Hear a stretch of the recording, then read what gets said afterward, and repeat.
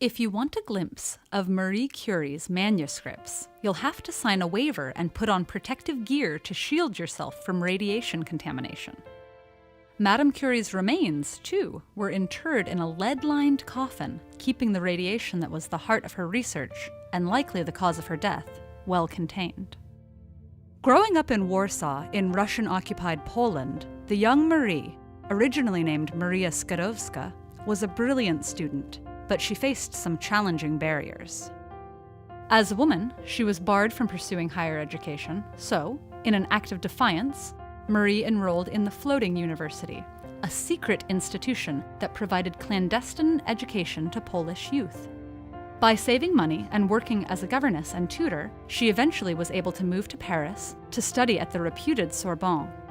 There, Marie earned both a physics and mathematics degree, surviving largely on bread and tea and sometimes fainting from near starvation. In Paris, Marie met the physicist Marie Curie, who shared his lab and his heart with her. But she longed to be back in Poland. Upon her return to Warsaw, though, she found that securing an academic position as a woman remained a challenge. All was not lost. Back in Paris, the lovelorn Pierre was waiting, and the pair quickly married and became a formidable scientific team. Another physicist's work sparked Marie Curie's interest. In 1896, Henri Becquerel discovered that uranium spontaneously emitted a mysterious X-ray-like radiation that could interact with photographic film.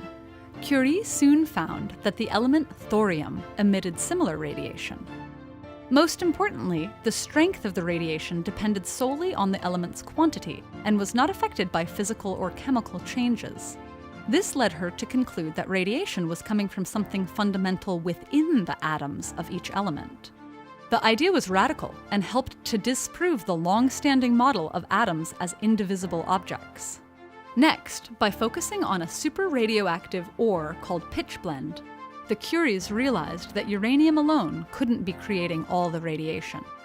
So, were there other radioactive elements that might be responsible? In 1898, they reported two new elements: polonium, named for Marie's native Poland, and radium, the Latin word for ray.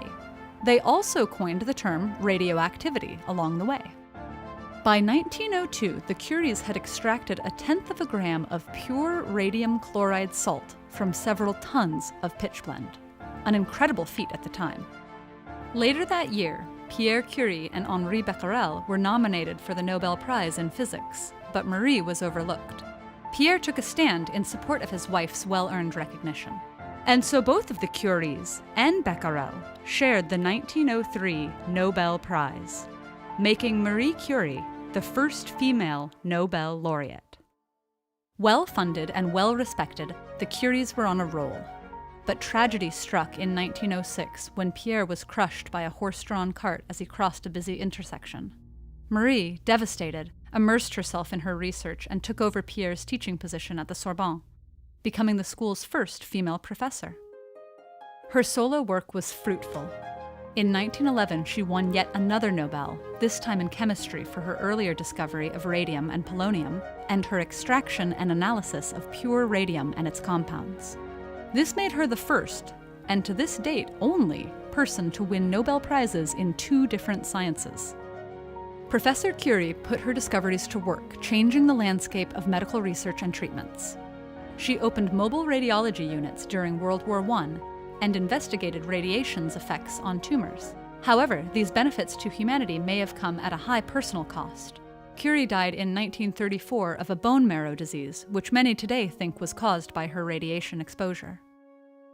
Marie Curie's revolutionary research laid the groundwork for our understanding of physics and chemistry, blazing trails in oncology, technology, medicine, and nuclear physics, to name a few.